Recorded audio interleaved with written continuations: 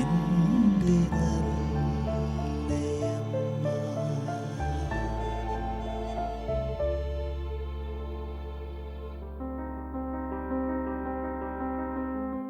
നിഷ്കളങ്കമായ മരിയഭക്തി വിശ്വാസ ജീവിതത്തിൻ്റെ അടിസ്ഥാനമാണ്. ഇപ്രകാരം തൻ്റെ എളിയ വിശ്വാസത്താൽ പരിശുദ്ധ അമ്മയിൽ നിന്ന് ധാരാളം അനുഗ്രഹങ്ങൾ നേടിയെടുത്ത ഒരു ജീവിതമാണ് കോഴിക്കോട് ജില്ലയിലെ കുളത്തുവയൽ സെൻറ് ജോർജ് ഇടവകാംഗമായ തടത്തിൽ ലീലാമ്മ ചേച്ചിയുടേത്. സുഹൃതജപങ്ങൾ ചൊല്ലി വളർന്നു വന്ന ബാല്യകാലം. ജീവിതത്തിൽ ഇന്നോളവും മരിയഭക്തി കൂടെ കൊണ്ടു നടക്കുന്ന ഈ ജീവിതത്തിൽ പരിശുദ്ധ അമ്മയുടെ ഇടപെടൽ അനവധിയാണ്.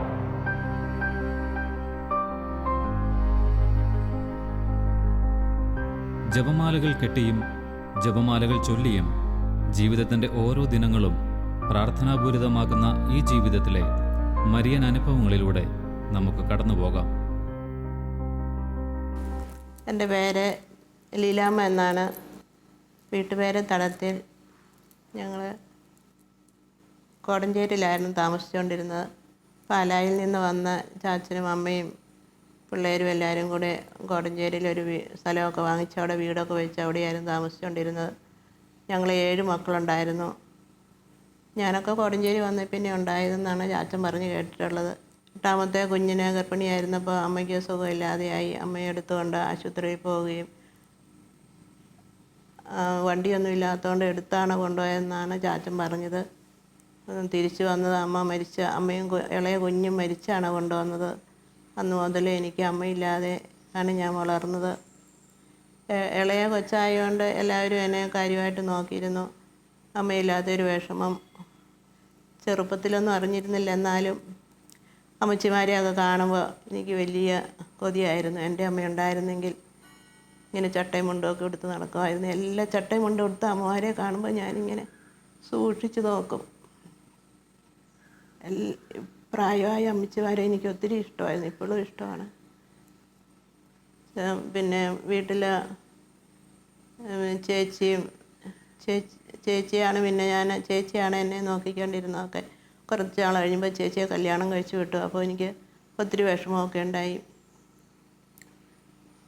പിന്നെ സ്കൂളിൽ പോകാൻ തുടങ്ങിയപ്പോൾ വേദപാഠത്തിനൊക്കെ പോയപ്പോൾ ടീച്ചർ പറഞ്ഞു തന്ന സുഹൃദേവങ്ങൾ, അതാണ് എന്നെ ഏറ്റവും ഒത്തിരി ഇഷ്ടപ്പെട്ടത്. ഞാൻ സുഹൃദേവം ചൊല്ലിക്കൊണ്ട് എപ്പോഴും നടക്കുമായിരുന്നു. സ്കൂളിൽ നിന്ന് വീട്ടിലേക്ക് പോരുമ്പോൾ തന്നെയുള്ള സമയങ്ങളിൽ കൂട്ടുകാരൊക്കെ ഉള്ളപ്പോൾ കളിച്ചൊക്കെ പോരും. എന്നാലും തന്നെ പോരും ദിവസങ്ങൾ. വേദപാഠം കഴിഞ്ഞാൽ ഞങ്ങളുടെ വീട്ടിൻ്റെ അടുത്തേക്ക് വേറെ കുട്ടികളൊന്നും പോരാനില്ലായിരുന്നു. തന്നെയാണ് പോരുന്നത്. ക്രിസ്ത്യാനികൾ അങ്ങനെ ഇല്ലാത്തതുകൊണ്ട് അന്നൊന്നും അധികം വീടുകളില്ലല്ലോ.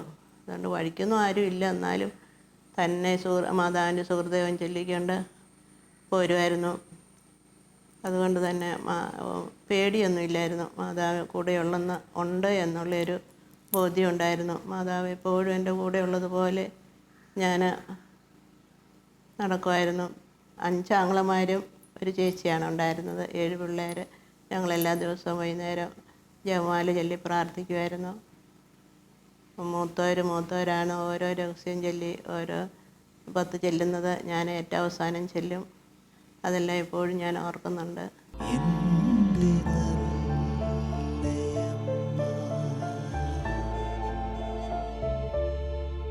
ഞാൻ എൻ്റെ അടുത്ത വീട്ടിലുള്ള ചേച്ചിയുടെ അടുത്ത് പോയപ്പോൾ അവിടെ പുഴയൊക്കെ ഉണ്ടായിരുന്നു. അപ്പോൾ ചേച്ചി പറഞ്ഞ് നമുക്ക് കുളിക്കാൻ പോകാമെന്നും പറഞ്ഞ് ഞങ്ങൾ കുളിക്കാൻ പോയി. ഞങ്ങൾ രണ്ടും ചെറുതാണ്. അപ്പോൾ ഞങ്ങൾ 2 പേരും തന്നെയേ ഉള്ളൂ കുളിക്കാൻ പോയത്. വേറെ ആരും കൂട്ടത്തിലില്ല. അപ്പോൾ എനിക്ക് ഒട്ടും നീന്താനൊന്നും അറിയത്തില്ല. അപ്പോൾ ചേച്ചി എന്നോട് പറഞ്ഞു, നീ വെള്ളത്തിൽ ഇറങ്ങിക്കോ, ഞാനോ നിന്നെ പിടിച്ചോളാം, നീ നീന്താൻ പഠിച്ചോ എന്നൊക്കെ പറഞ്ഞു. ഞാൻ വെള്ളത്തിലോട്ട് ഇറങ്ങുകയും ചെയ്തു. നീന്താൻ അറിയത്തില്ലാത്തതുകൊണ്ട് താഴെ ഒരു കയമുണ്ടായിരുന്നു. കയത്തിലോട്ട് നീങ്ങിപ്പോയി. അപ്പോൾ ചേച്ചിക്ക് എന്നെ പിടിക്കാൻ പറ്റിയില്ല. അപ്പോൾ ചേച്ചിക്ക് പേടിയായി. ചേച്ചി അവിടെ ഒന്ന് കരയാനും ഒക്കെ തുടങ്ങി. എന്നാലും കയത്തിൻ്റെ നടുക്കോട്ട് പോയെങ്കിലും ഞാൻ എങ്ങനെയാണോ മാതാവ് എന്നെ രക്ഷിച്ചതുപോലെ എനിക്ക് തോന്നി.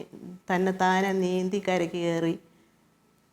മാതാവ് എപ്പോഴും എൻ്റെ കൂടെ ഉണ്ടെന്നുള്ള ഒരു വിചാരം എനിക്കുണ്ടായിരുന്നു. അങ്ങനെ ഈ സുഹൃദേവം മാത്രമേ ഞാൻ എപ്പോഴും ചൊല്ലിക്കൊണ്ട് നടക്കുമായിരുന്നു. സുഹൃദേവം എപ്പോഴും ചൊല്ലും. മാതാവ് അന്നേരം എന്നെ അനുഗ്രഹിക്കും എന്നുള്ളൊരു ഉറപ്പും എനിക്കുണ്ടായിരുന്നു. അങ്ങനെയുള്ള ഒത്തിരി കുറേ സംഭവങ്ങളൊക്കെ ഉണ്ട്. അന്നേരം എല്ലാം മാതാവിനെ വിളിച്ച് അപേക്ഷിച്ച് മാതാവിനെ രക്ഷിക്കുകയും ചെയ്യുന്നതായിട്ട് എനിക്ക് ഒത്തിരി അനുഭവങ്ങളുണ്ട്. പിന്നെ കുറേ പ്രായമൊക്കെ ആയപ്പോൾ ഞാൻ ധ്യാനത്തിനൊക്കെ കൂടി ജപമാലയൊക്കെ ചൊല്ലാൻ തുടങ്ങി. ജപമാലയൊക്കെ ചൊല്ലിയപ്പോൾ കൂടുതലായി അമ്മേനെ സ്നേഹിക്കുന്ന പോലെ എനിക്ക് തോന്നി. എല്ലാ ദിവസവും ജപമാല ചൊല്ലും. മാതാവിനോട് കൂടുതലായിട്ട് അടുക്കുവാനും ജപമാല ചൊല്ലി പ്രാർത്ഥിക്കുവാനും ഒക്കെയുള്ള അനുഗ്രഹം അമ്മ തന്നു. പിന്നെ ഒരു ദിവസം ഞാൻ ഈ മൂത്ത മകളെ ഗർഭിണിയായിരുന്നപ്പോൾ, പൂർണ്ണ ഗർഭിണിയായിരുന്നു അന്ന്. അപ്പോൾ വീട്ടിലേക്ക് എന്നെ കൂട്ടിക്കൊണ്ടുപോയി. കൂട്ടിക്കൊണ്ടുവന്നപ്പോൾ എൻ്റെ ആങ്ങള പറഞ്ഞു, എടി നമുക്ക് ചക്ക പറിക്കാൻ പോകാം എന്ന് പറഞ്ഞു. അപ്പോൾ ആങ്ങള പ്ലാവ് കയറി ചക്ക ഇട്ടപ്പം എന്നോട് പറഞ്ഞു, ചക്ക അങ്ങോട്ട് ഉരുണ്ടു പോകും കേട്ടോ, അപ്പോൾ നീ എന്നെ പിടിച്ചോണമെന്ന് പറഞ്ഞു. താഴെ വലിയൊരു കുഴിയായിരുന്നു. അപ്പോൾ അന്നേരം ഒരു കുഴപ്പമൊന്നും ഇല്ലാത്തതുകൊണ്ട് ഞാനതൊന്നും ഓർത്തില്ല. ചക്ക താഴോട്ട് ചാടി. ഞാൻ ചക്കയുടെ പുറകെ പോയി. ഈ ഏണ്ടിയുടെ കൃത്യം അതിരെ ചെന്നപ്പം ചക്കയും ഞാനും അവിടെ എങ്ങനെയാണ് നിന്നതെന്ന് അറിയത്തില്ല. അതുപോലെ പെട്ടെന്ന് അവിടെ നിൽക്കാനും താഴോട്ട് പോകാതെ മാതാവിനെ കാത്തു രക്ഷിച്ച്. ഇപ്പോൾ എന്തെല്ലാം വിഷമങ്ങളുണ്ടായാലും അവിടെ എല്ലാം മാതാവിനെ സംരക്ഷിക്കുന്നുണ്ടായിരുന്നു.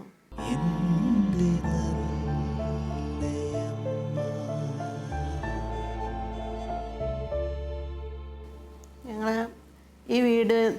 ഈ വീട്ടിൽ താമസിക്കുന്നതിന് മുമ്പ് കേളോത്തോയിലൊരു പാറയുടെ മുകളിൽ ആയിരുന്നു ഞങ്ങളുടെ വീടും സ്ഥലമൊക്കെ. അവിടെ യാത്രയ്ക്കൊക്കെ വലിയ ബുദ്ധിമുട്ടായിരുന്നു. ചാച്ചനാണെങ്കിൽ വണ്ടി ഓടിക്കാനും ബുദ്ധിമുട്ട്. എപ്പോഴും ഓട്ടോയൊന്നും വിളിച്ചാൽ വരുമൊന്നുമില്ലായിരുന്നു. അപ്പോൾ ഞങ്ങൾ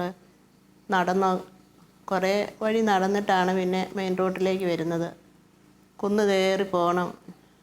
സാധനങ്ങളൊക്കെ വാങ്ങിച്ചു കൊണ്ടുപോകാനും എല്ലാം ബുദ്ധിമുട്ടായിരുന്നു. അപ്പോൾ പിള്ളേർ പറഞ്ഞ് നമുക്ക് താഴെ എവിടെയെങ്കിലും ഒരു വീട് വാങ്ങിക്കണം എന്ന് പറഞ്ഞ് കുറേ വീടൊക്കെ അധികമൊന്നും അന്വേഷിച്ചില്ല, കുറേയൊക്കെ അന്വേഷിച്ചു. അപ്പോൾ ഞങ്ങൾക്ക് ആ വീടൊന്നും ഇഷ്ടപ്പെട്ടില്ല. ഇപ്പോൾ ഇവിടെ 1 കോടി രൂപയുടെ ഒരു വീടുണ്ടെന്ന് പറഞ്ഞു. അതുകൊണ്ട് ആ വീട് നോക്കാനും വന്നില്ല. 1 കോടി രൂപ ആയതുകൊണ്ട് ഞങ്ങളുടെ കയ്യിൽ 50 ലക്ഷം രൂപയൊക്കെ ഉണ്ടായിരുന്നുള്ളൂ വീടിന് വേണ്ടിയിട്ട്. അപ്പോൾ 1 കോടി രൂപയുടെ വീട് വാങ്ങിക്കാൻ പൈസ ഇല്ലാത്തതുകൊണ്ട് നോക്കാൻ വന്നില്ല. പിന്നെ ഇളയ മകളുടെ ചെറിയ കൊച്ചുണ്ടായിരുന്നു. ചാച്ചന് സുഖമില്ലാത്തതുകൊണ്ട് നടക്കാനും ബുദ്ധിമുട്ടാണ്.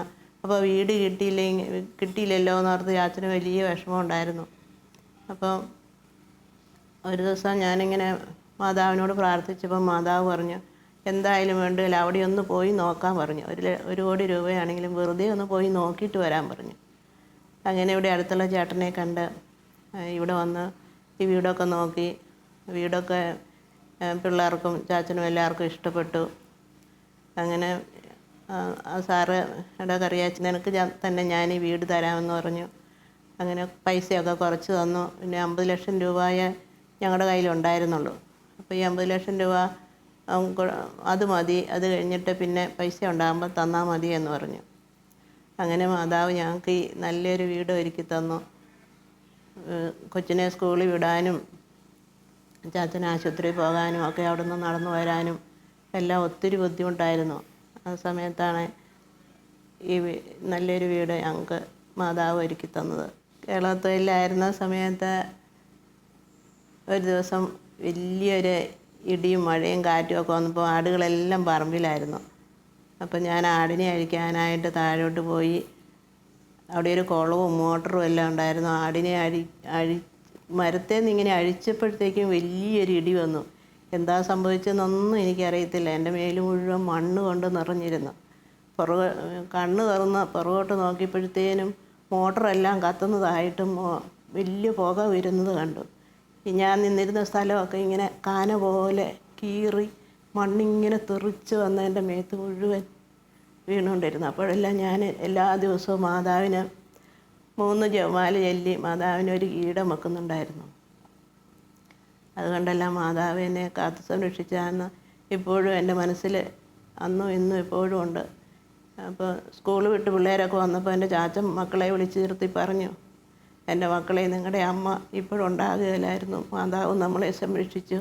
കർത്താവ് നമ്മളെ അനുഗ്രഹിച്ചെന്ന് പറഞ്ഞ് പിള്ളേരോട് പറഞ്ഞ് സമാധാനിപ്പിച്ച് പിള്ളേരെ. അവിടെ അടുത്തുള്ളവരെല്ലാവരും പേടിച്ചു പോയി. എല്ലാവരും കരയുകയും ബഹളം വെക്കുകയൊക്കെ ചെയ്തു.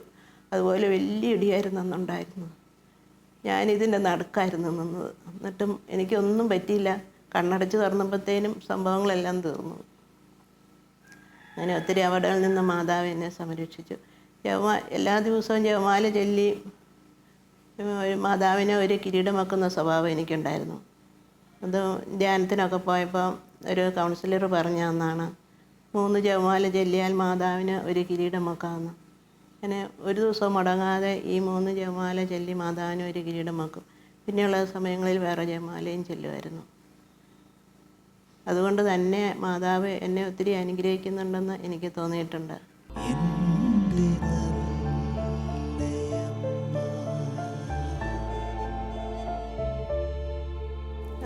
എൻ്റെ എൻ്റെ ഭർത്താവിന് സുഖമില്ലായിരുന്നു. അറ്റാക്ക് ഉണ്ടായി. അപ്പോൾ കുറേ നാൾ മരുന്നൊക്കെ കുടിച്ച് കഴിഞ്ഞപ്പോൾ ഡോക്ടർ പറഞ്ഞു ബൈപ്പാസ് ചെയ്യണമെന്ന്. കോയമ്പത്തൂരുള്ള ഒരു ഡോക്ടറെ അടുത്ത് പോകാനാണ് തീരുമാനിച്ചുകൊണ്ടിരുന്നത്. അപ്പോൾ ഞങ്ങളുടെ പേരപ്പൻ്റെ മകന് അവിടെ പോയി ബൈപ്പാസ് കഴിഞ്ഞ് വന്ന് 5-6 മാസമേ ഉണ്ടായിരുന്നുള്ളൂ. അപ്പോൾ ആ ചാച്ചൻ ഞങ്ങളെ കോയമ്പത്തൂർക്ക് കൊണ്ടുപോകാമെന്ന് പറഞ്ഞു. ഒരു ബുദ്ധിമുട്ടും നീ അറിയണ്ട, ഞാൻ കൊണ്ടുപോയിക്കോളാം എന്നൊക്കെ പറഞ്ഞ് ഞങ്ങളെ ധൈര്യപ്പെടുത്തിയിരുന്ന ചാച്ചന് ഞങ്ങൾ പോകുന്നതിൻ്റെ 2 ആഴ്ച മുമ്പ്, അതായത് ചാച്ചൻ്റെ ബൈപ്പാസ് കഴിഞ്ഞ് 10 മാസമായപ്പോഴത്തേക്കും ചാച്ചൻ പെട്ടെന്നൊരു ദിവസം അങ്ങ് മരിച്ചുപോയി. അപ്പോൾ ഞങ്ങൾക്ക് ഒത്തിരി വിഷമം, പോകാനുള്ള ബുദ്ധിമുട്ടും, പോയി തിരിച്ച് വരുമോ എന്നൊക്കെയുള്ള വിഷമം കാരണം പോകാൻ തന്നെ പേടിയായിരുന്നു. അങ്ങനെ പകുതി വഴിക്കൊക്കെ ചെന്നപ്പോൾ ഭയങ്കര ബുദ്ധിമുട്ടായിരുന്നു. അങ്ങോട്ട് പോകണോ ഇങ്ങോട്ട് പോകണോ എന്നൊന്നും അറിയത്തില്ലാതെ വിഷമിച്ചൊത്തിരി. അപ്പോഴെല്ലാം ഞാൻ ജപമാല ചൊല്ലിക്കൊണ്ടേയിരുന്നു. അവിടെ പോയി ബൈപ്പാസൊക്കെ കഴിഞ്ഞ ഡോക്ടർമാർ എപ്പോഴും ഇടയ്ക്കെല്ലാം ഞങ്ങളെ വിളിച്ച് കാണിക്കുകയൊക്കെ ചെയ്യുന്നുണ്ടായിരുന്നു. എന്നാലും ഒരു ബോധമൊന്നും ഇല്ലാതെ കിടക്കുന്ന ചാച്ചനെ കാണുമ്പോൾ ഒത്തിരി വിഷമം ഉണ്ടായിരുന്നു. അപ്പോൾ ഞാൻ ജപമാല ചൊല്ലി പകൽ മുഴുവൻ ജപമാല ചൊല്ലും. ജപമാലയിൽ ഈ ഇളയ മകളെയൊന്നും അന്ന് കല്യാണം കഴിച്ചിരുന്നില്ല. അവരെയൊക്കെ കെട്ടിച്ചു വിടണം, വീട്ടിലാരും ഇല്ലാത്ത അവസ്ഥ. അപ്പോൾ ഞാൻ മാതാവിനോട് പറഞ്ഞു, എൻ്റെ ഈശോയെ, മാതാവേ, ഈശോയോട് പറഞ്ഞ് എനിക്ക് എൻ്റെ ഭർത്താവിൻ്റെ ആയുസ് 5 വർഷമെങ്കിലും നീട്ടിത്തരണേ. ഈ ചാച്ചനിങ്ങനെ പെട്ടെന്ന് മരിച്ചു പോയത് കൊണ്ടാണ് അങ്ങനെ പ്രാർത്ഥിച്ചത്. മാതാവിനോട് പറഞ്ഞു 5 വർഷമെങ്കിലും എനിക്ക് നീട്ടിത്തരണമെന്ന് പറഞ്ഞ് എല്ലാ ദിവസവും ജപമാലയിലും രാത്രിയിലൊക്കെ കിടന്നുറങ്ങിക്കഴിഞ്ഞ് നേരം വെളുത്ത് ആളുണ്ടോ ഇല്ലേ എന്ന് എന്നും നോക്കും, വിളിച്ചു നോക്കും. അങ്ങനെ കുറേ വർഷങ്ങൾ കഴിഞ്ഞ് 14 കൊല്ലം അങ്ങനെ ഞങ്ങൾ ജീവിച്ചു. 14 കൊല്ലമായപ്പോൾ ചാച്ചന് പിന്നെയും സുഖമില്ലാതെ വന്നു. ഡോക്ടർ ബൈപ്പാസ് ചെയ്ത ഡോക്ടറെ അടുത്ത് പോയി കണ്ടപ്പോൾ ഡോക്ടർ പറഞ്ഞു ഒരു കുഴപ്പമില്ല, വീട്ടിലേക്ക് പൊക്കോളാൻ പറഞ്ഞു. അങ്ങനെ വീട്ടിലോട്ട് വന്നു. പിന്നെ ശരീരമെല്ലാം ക്ഷീണിക്കാൻ തുടങ്ങിയപ്പോഴാണ് പിന്നെ ഞങ്ങൾ എറണാകുളത്തൊക്കെ കൊണ്ടുപോയി നോക്കിയപ്പോഴാണ് ക്യാൻസറാണെന്ന് അറിഞ്ഞത്. ഒത്തിരി അവസാനമായപ്പോഴാണ് അത് തിരിച്ചറിഞ്ഞത്. അങ്ങനെ ചാച്ചൻ 2014 ചാച്ചൻ മരിച്ചു പോയി. അപ്പോൾ തന്നെ ഉള്ള ഒരു അവസ്ഥ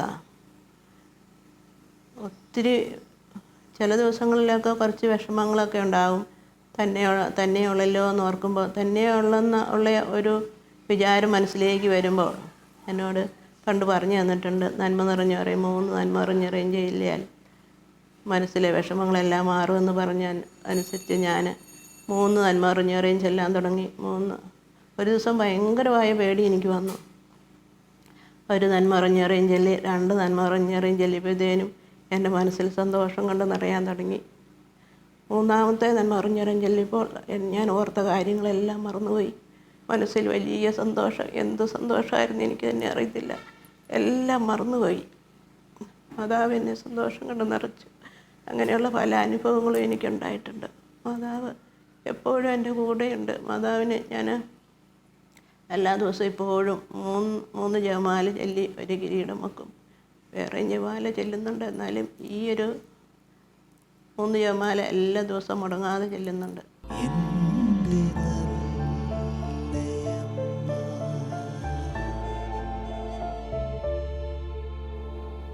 എൻ്റെ ഭർത്താവിന് വലിയൊരാഗ്രഹമായിരുന്നു ജെറുസലേമിൽ പോകണമെന്ന്.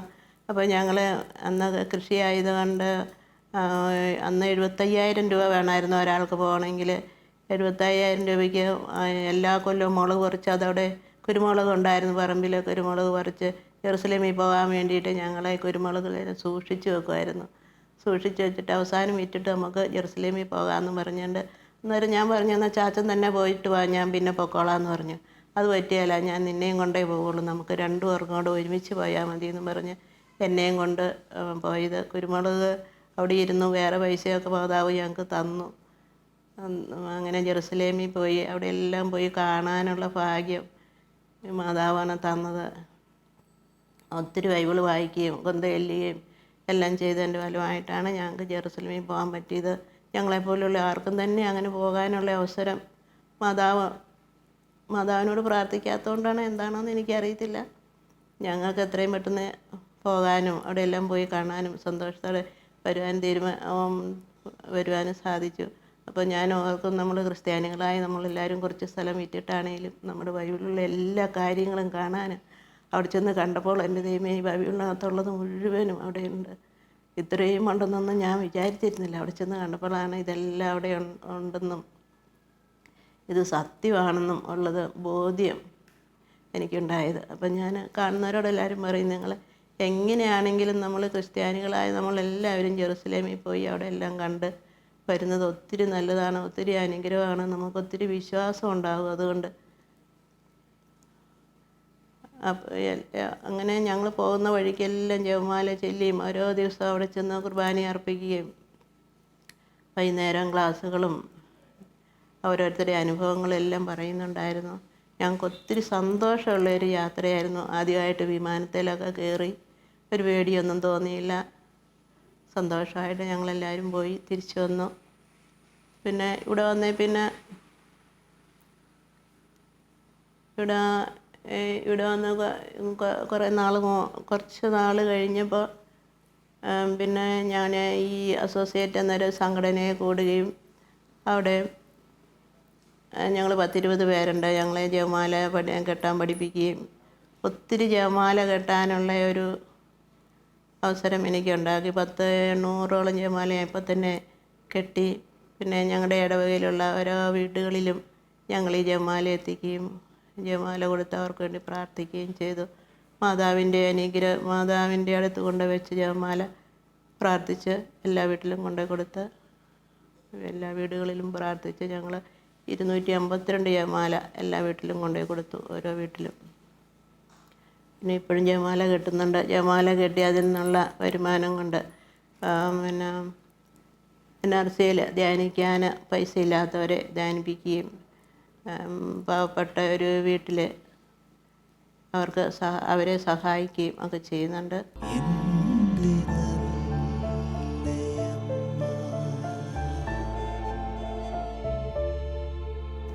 എൻ്റെ ഭർത്താവിന് ഒത്തിരി ഇഷ്ടമാണ് കണ്ണിമാങ്ങ പറിക്കാൻ ആരെയും കിട്ടിയില്ല.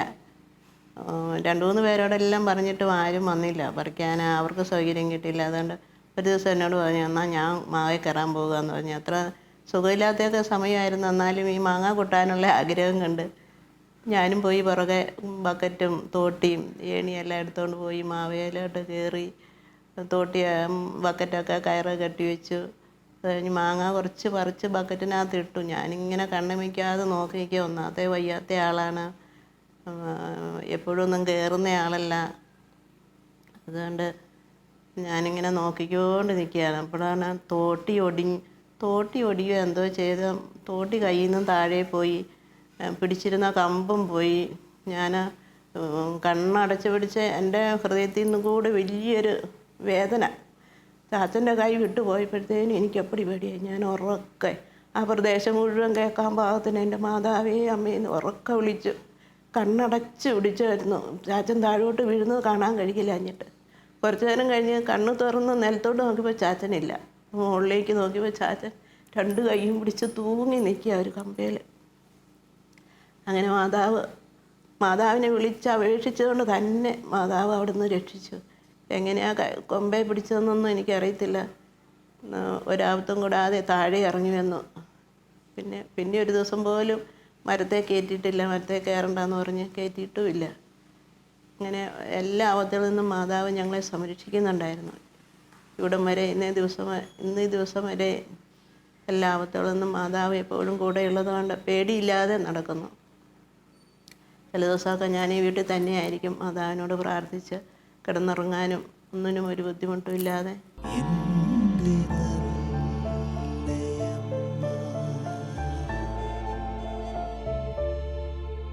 എൻ്റെ സമ്മൈ സഭ തുടങ്ങിയത് നമ്മുടെ വർക്കിച്ചനാണ്.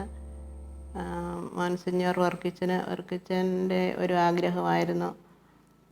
സിസ്റ്റേഴ്സ് എല്ലാവരും പിന്നെ വീടുകളിൽ പോയി വീട്ടിലുള്ളവരുടെ ബുദ്ധിമുട്ടുകളും വിഷമങ്ങളും എല്ലാം പഠിക്കുകയും അവരെ സമാധാനിപ്പിക്കുകയും ഒക്കെ ചെയ്യണം എന്നുള്ളത്. അപ്പോൾ സിസ്റ്റേഴ്സിന് തന്നെ എപ്പോഴും എല്ലായിടത്തും പോകാനും ഒക്കെ സമയം കിട്ടാറില്ല. അതുകൊണ്ട് ഞങ്ങളെപ്പോലെയുള്ള കുറേ അമ്മമാരെ MSMI അസോസിയേറ്റ് എന്ന് പറഞ്ഞൊരു സംഘടന ഉണ്ടാക്കി ഞങ്ങൾ അതിൽ സജീവമായിട്ട് പ്രവർത്തിക്കുമ്പോൾ ഞങ്ങൾക്ക് വീട് കയറാനും രോഗികളായ എല്ലാവരും കാണുവാനും അവർക്ക് വേണ്ടി പ്രാർത്ഥിക്കുവാനും ഇടയ്ക്കിടയ്ക്ക് എല്ലാ ദിവസവും ആഴ്ചയിൽ 1-2 ദിവസം മഴയുള്ളപ്പോഴൊന്നും പോകാൻ പറ്റിയില്ല. അല്ലാത്ത ദിവസങ്ങളൊക്കെ ഞങ്ങൾ ഇടയ്ക്ക് പോകാറുണ്ട്. അങ്ങനെ ഒരു ദിവസം ഞങ്ങൾ ഒരു വീട്ടിൽ ചെന്നപ്പോൾ അവിടെ ഒരു മകനും അമ്മയും മാത്രമേ ഉള്ളൂ. മകൻ നല്ലപോലെ കുടിച്ച് ലക്കില്ലാതെ ഇരിക്കുകയാണ്. അപ്പോൾ എൻ്റെ കൂടെ വേറൊരു കൂട്ടുകാരത്തി ഉണ്ടായിരുന്നു. കൂട്ടുകാരത്തിയോട് എന്തെല്ലാമൊക്കെ പറഞ്ഞ് കൂട്ടുകാരത്തെ വീട്ടിൽ വിട്ടു.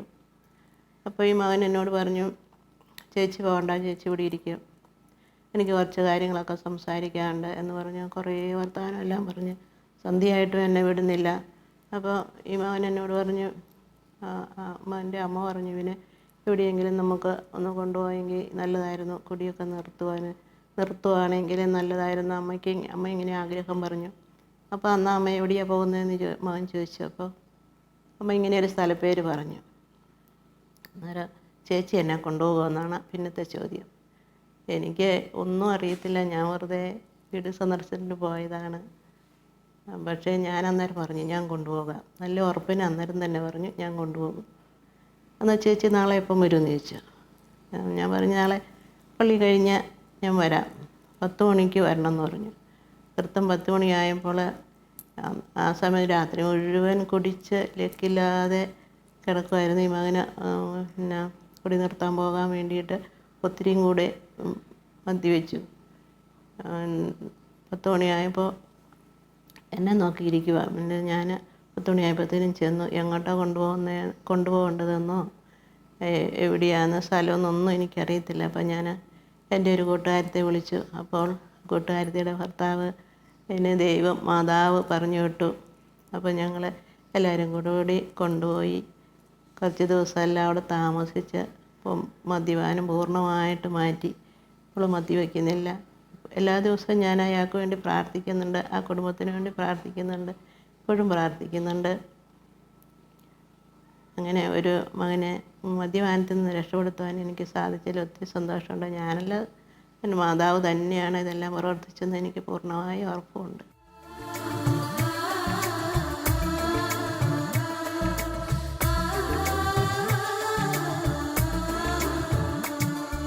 അമ്മേ അമ്മേ എൻ്റെ ആശ്രയമേ, അമ്മേ അമ്മേ എൻ്റെ